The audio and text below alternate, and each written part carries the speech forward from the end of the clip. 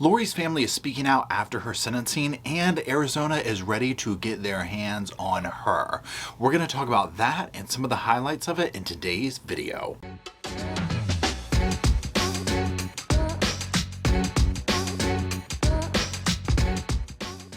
Hello, Sofa Squad, and welcome back to the sofa. The pretend sofa, at least. It's behind me, pretending to be a sofa, but really it's just an overstuffed chair. My name's Paul, and this is Roscoe. He's in my arms today. And today we're going to be talking about, as you saw from the thumbnail and my little intro, we're going to be talking about what some of Lori Vallow Daybell's family members are saying after the sentencing. We'll also discuss a couple of things that Larry Woodcock had to say after the sentencing and whatnot. And then, as well as Arizona, already starting the extradition process to get Lori over there to be held accountable for her crimes there. Now, the way we're going to do this is we're going to review some different clips of these interviews with said family members, and we're also going to review some articles and whatnot that I found online. Now, before we jump into all that, let's go ahead and open the doors up. Let's give this warm sofa welcome to today's sponsor, who does help make the channel possible. Today's partnership to help make this video possible is Scentbird. I absolutely have fallen in love with them. Scentbird is a fragrance subscription service, and their mission is to empower each and every person to express themselves through scent. So for me, I usually wear men's cologne or even unisex fragrances, just depending on the vibe and the smell of them. I'm going to be wearing like a sports jacket and slacks and more of a dressy type event. I'm going to want a fragrance that matches that gives me that confidence to pull the whole look off. And summertime has been just that for me. I've really gotten into self-care and also been out trying new stuff, that type thing. So with Scentbird, I was like, what better way to get into trying new fragrances out without going bankrupt? So with Scentbird, you take a quiz that goes over what you're looking for. It is super simple, and it's great at covering the different energy that fragrance can bring to the table. You can sign up for Scentbird and receive up to 3 travel-size scents monthly. Scentbird lets you choose a new designer or niche fragrance to try every month for just $17. And they have the little safety lock, so as you see, you just put it into position and then you're able to press down on it and then put it back into a locked position. Makes it great to carry around with you. You can take this little carrying case off of it. So one thing for me about this is I match the colors of the carrying case to the vibe of the fragrance. I know a lot of ladies or even some guys, they might carry a purse, a man purse, whatever around. I carry my laptop briefcase around, and so for me, I just slip it in one of the things there, and I'm not concerned about it leaking or anything like that. Now, every month you get to sign up for what you want, so there's no surprises there. I found myself getting into the niche brands like Confessions of a Rebel, Parfums de Marley, DS and Durga, and more. My absolute favorite one has turned into this Confessions of a Rebel F Mondays. I have fallen in love with this one. The citrusy scent that it comes with, it says on the back of this card, I absolutely love. I mean, oh my God, it smells amazing. I'm gonna put it on my shirt. This is my favorite one of this group. I can't wait to try more. Now, you can use my code ReportingLive for 55% off at Scentbird. It's just a little over $7 for your first month. It's available in the USA and Canada. Literally, y'all, it's a deal. Okay, so like I said, be sure to check them out. They're down in the description below. Okay, now let's go ahead and start off with one of those first clips. We're actually going to be starting off with Summer Shiflett. This is Lori's sister. And so let's go ahead and hear what she has to say. During this interview, she is talking to Nate Eaton of East Idaho News. I highly suggest you follow him on all forms of social media, not just for coverage in this trial, but in others. He's an excellent reporter, a wonderful human being. So this is the result that we basically have been expecting since June 9th of 2020. My mom have talked about it at length many times. So we knew that this was the most likely outcome the day they found the kids. Again, that Summer Shiflett, it is interesting to see the similarities there in appearance and voice and whatnot. Now, Summer at the very beginning, if you remember with her mother, Janice, was very adamant. Lori's, this is, not true, so on and so forth. So I'm glad to see that Summer has kind of come around to realizing, you know what, this might be my sister, my mom's daughter, family member. I mean, I get that, right? It's a tricky place to be in. But at the same time, she's done something awful, and justice needs to be and has been served.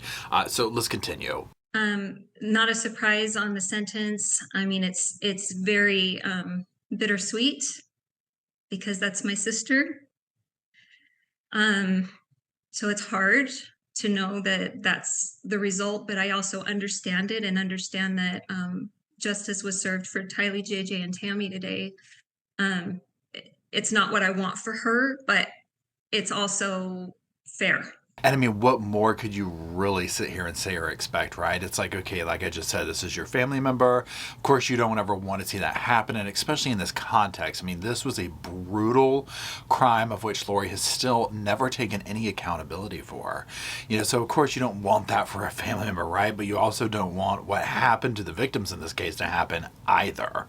I've known she's been in this delusion for a while. It took me a long time to accept that and understand what was going on. I knew something was off from the beginning, but I didn't know what. And I had never seen anybody with a delusional disorder before. I didn't know how to process that or what it looked like. So now that I've had more experience with it, that's about typical of most conversations. It's about her faith, and you'll see one day. There's never any acknowledgement of what actually happened, so you can't ever really get any answers. So it leads to just kind of frustrating situations. Now, that part, she summed that up so wonderfully. If you've been following this case, and you'll know that we heard from her at one point, or we heard, I should say, phone calls that she had made to Lori that were released. And in it, I mean, Summer is so emotional and yelling and screaming at Lori. And literally, Lori, just like she said, continues on this whole thing. You're going to see the frustration that one would feel in trying to get through to someone like Lori, to just get any kind of an answer when you're hearing the things that took place against her children. And Summer, I mean, these were her nephew, her niece. I mean, she knew these people, right? Her brother-in-law. So it's like, these people, and then you hear the brutality of this, and you're just like, you want to figure it out. You want to, number one, hear, I didn't do it, something, right?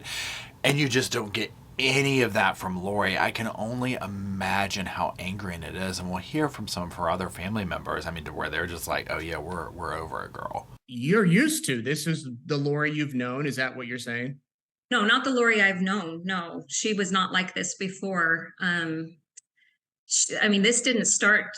I think her delusional disorder probably, if we've kind of backtracked it back to maybe late 2017, that maybe that started, maybe early 2018 that it started.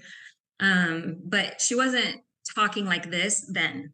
There were some religious things, but she was cherry picking what she shared with each member of the family. So it took us a long time to come together and like all talk about what we knew and what she had told each one of us. And we all got different versions. So it wasn't ever like a consistent, like everyone got the same exact information. Now, a few things of interest in this were this whole delusion thing, and she's citing around 2017, because I do think that this is probably something you can go back and track with Lori, and we'll hear from Adam here in a minute when he talks about this. But just her snapping out of this delusion, I don't think she ever will, right? And again, we'll hear from other family members that very nicely sum up as to the why, because I do think that's very accurate. But having to rake back through your mind in this, like if you were Summer or Adam, anyone that knows her, right? And to go back and be like, when did this start to happen? Now, one reasoning in this that I feel like she knows what she's doing is because just what Summer said. Summer's like, we each got different stories of this. I think Lori was very calculated, very intentional with who knew what along the way. Now, she might be a little bit more messy now, or cutting these people off or whatever, because everything's done. But while this is all leading up, it was like she was spinning so many different plates with the story of this, whatever it is she's trying to sell, right? And so everyone had a different version, because you couldn't all know the same story, because then you would know the truth. At least that's my opinion. The things today, there were some things today I hadn't heard before. I'd never heard, she's never once told me that she had the near-death experience when she was giving birth to Tylee and left her body and saw my sister Stacy. That has never been talked about ever by her with us. Now, I'll also hear this echoed from Adam when he talks of this as well. And it does make you wonder, why wouldn't she have told them this other than it wasn't true and she probably made it up.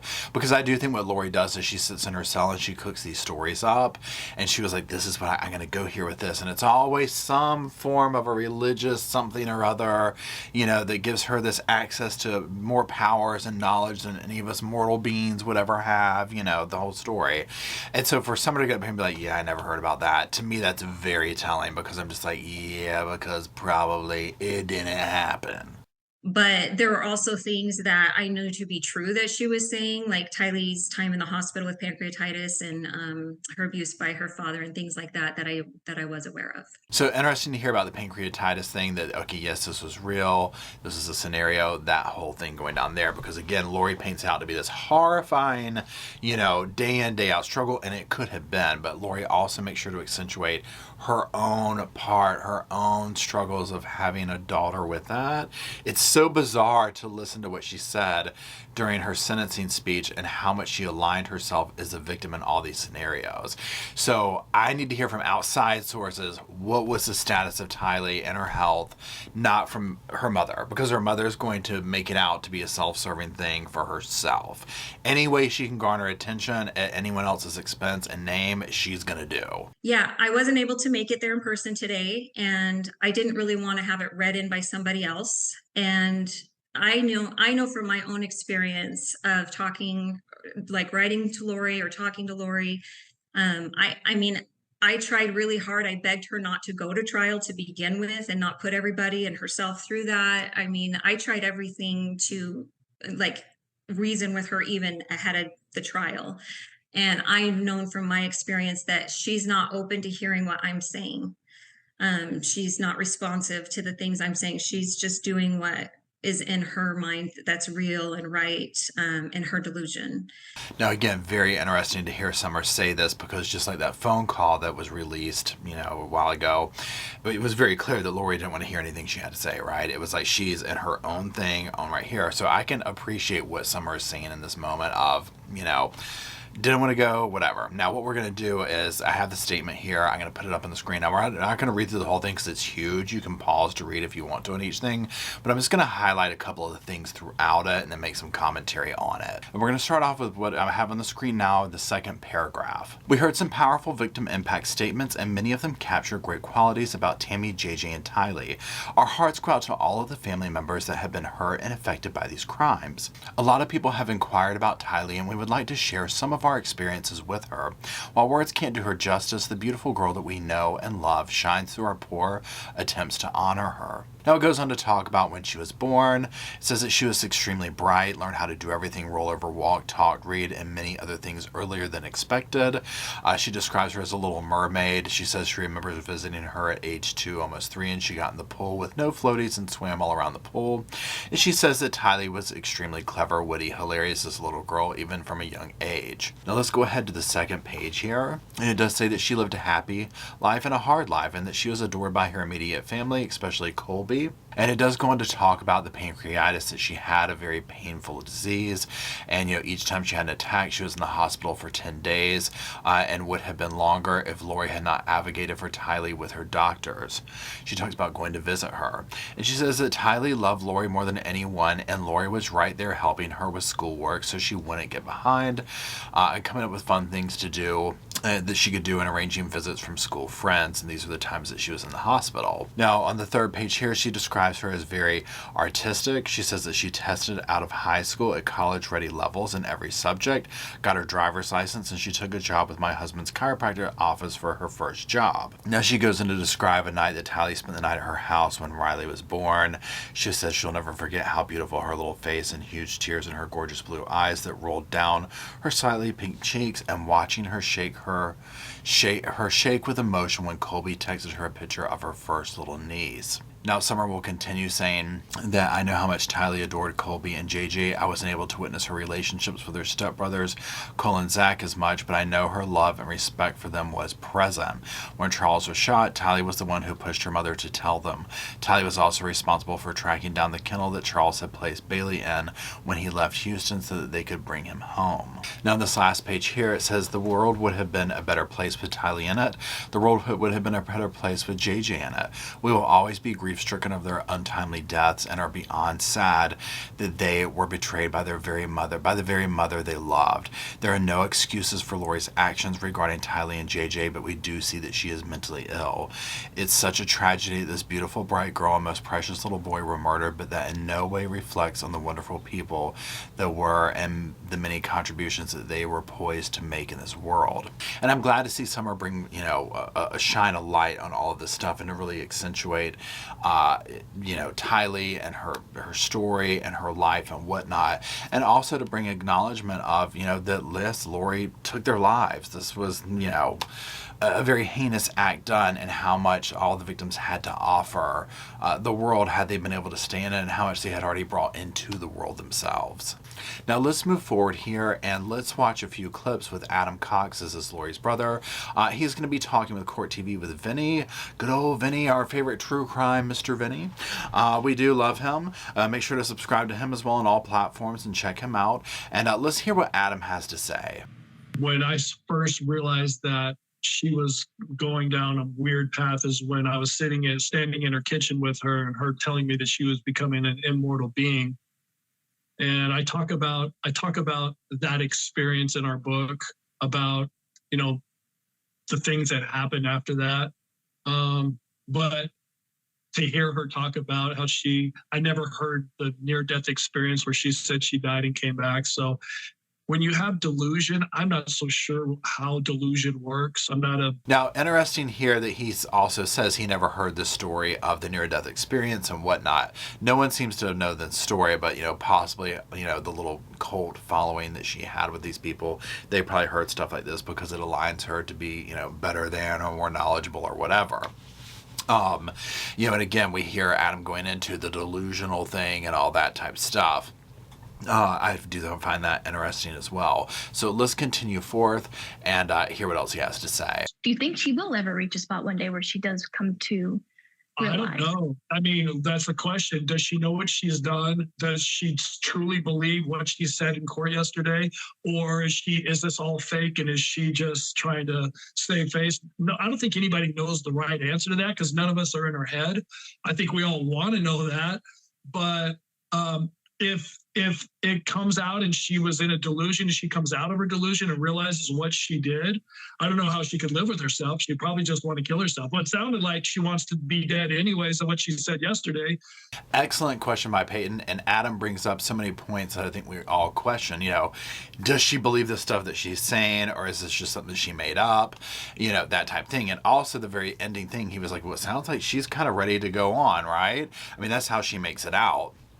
So it'll be interesting to see what ends up happening and during her, stint in incarceration, which will be the rest of her life, obviously. But that's the $1 million question. Like, do we think she'll ever snap out of it?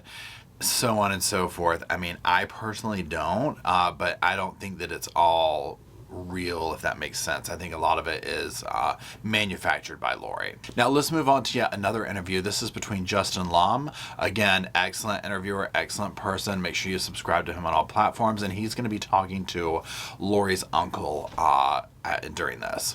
Yeah, it was extremely quiet, and I heard some people gasp when, she decided that she was going to speak, because like you said, not many people expected it, but people close to the situation had heard the whispers of maybe she will. And this comes off very powerful victim impact statements by, Kay Woodcock, JJ's grandmother, Vicky Hoban, Samantha William, family of Tammy Daybell. Even Colby Ryan's statement was read by Rob Wood, to address the judge, but really the situation surrounding his own mother. And then Lori's moment really took over.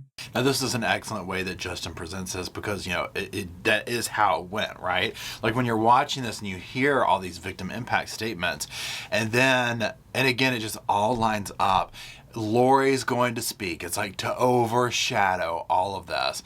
And again, to come off of that, those moments, those very human moments that we heard from the impact statements, then to finally hear her talk after all these years and the things that came out of your mouth, it was just like, what? But also, I mean, Justin brings up such a good point. Another way for her to try to outshine, another way for her to try to garner attention, another way for her to try to have the last word. But we're surprised that she did it. And I'll carry on without you asking the question. We were just disgusted by it. Just the only emotion I can describe adequately is I just felt rage when I heard what she said. So that was our reaction to it. Amen, brother. And like many of us did, rage, disgust. I mean, it was shocking, right? So glad to hear a family member of hers saying these same things of like, look, this was, seriously, absolutely uncalled for. What about her saying that no murders happened at all in this case, even pointing to possible suicide and accidents? Well, that was just part of the infuriating refuse that she dished out. And look who she's talking to. She's talking to people that know better. She just went through the trial. She heard what all of us heard. And of course, she's not in touch with reality. I'm so enraged. My youngest daughter tried to speak some common sense to me when I talked to her on the phone about it. My youngest daughter had been Lori's nanny, the nanny to Tylee and JJ. She said, Dad, she's mentally ill. My expectations of her are very low. Well, I mean, you can say that again because my expectations of her at this point are very low too. And again, with the mental ill thing, it's just none of us will ever know. And I think one of the family members says it, we're not in her head, so we don't know.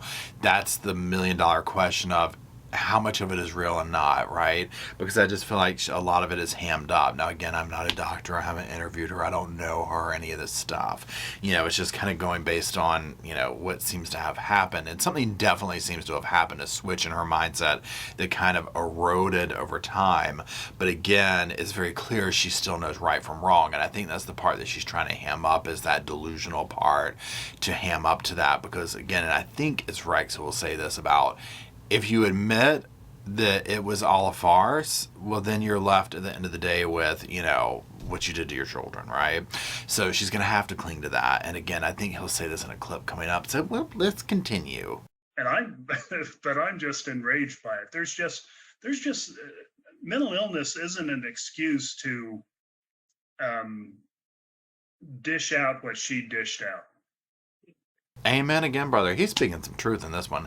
And that's the thing. Like I said in my video about Taylor and all this type of stuff, people will sit here and do these, horrifying things and then very quickly try and run and hide behind mental health or, a drug problem or whatever. And it's like, okay, look, I get that these can be, situations and very real for many people, but to run and try and hide and blame all this on that, because there's many people that might have these scenarios going on with themselves who don't do stuff like this, who don't, smear a victim impact statement date with this type of stuff that Lori was saying. It's not an excuse to try and tarnish these situations that people can be in legitimately by hiding behind them as scapegoats. Knowing, and obviously she knows the difference between right and wrong because she consciously lied. And this is the problem that I have with a lot of this stuff of like just signing it off to mental health and all this. She consciously lied about so much stuff. There is so much cover up.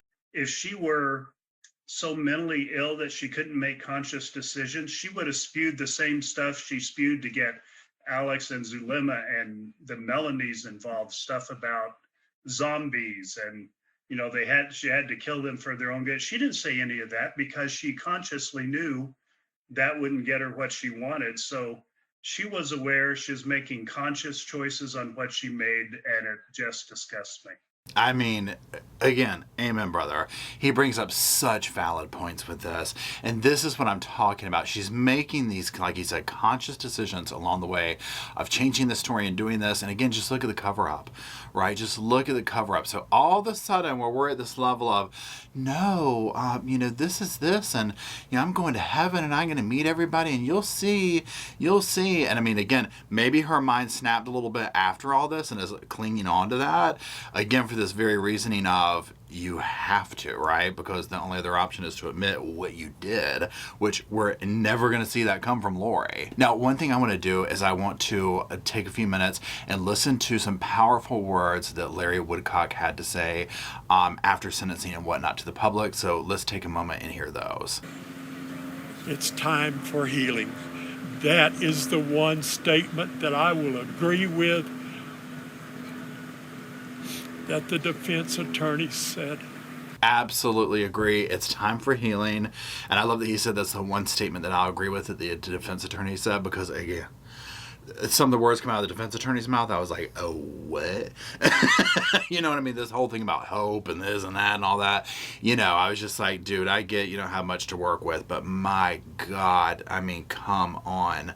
Absolutely shocking. You know, my hat goes off to Larry and Kay during this, because first and foremost, if you've been following this, then you'll know, you know, this is where the sirens went off of, you know, Larry and Kay being like, well, something's not right, we can't, you know, what's going on. And not only that, but obviously Charles, and we see what happened with Charles. You know, they were advocating very early, trying to figure out what happened to my brother, what's going on with JJ, why can't we get him, something's not right here. You know, we're getting this story that the kids are here, but this doesn't make sense, the whole 9 yards, right?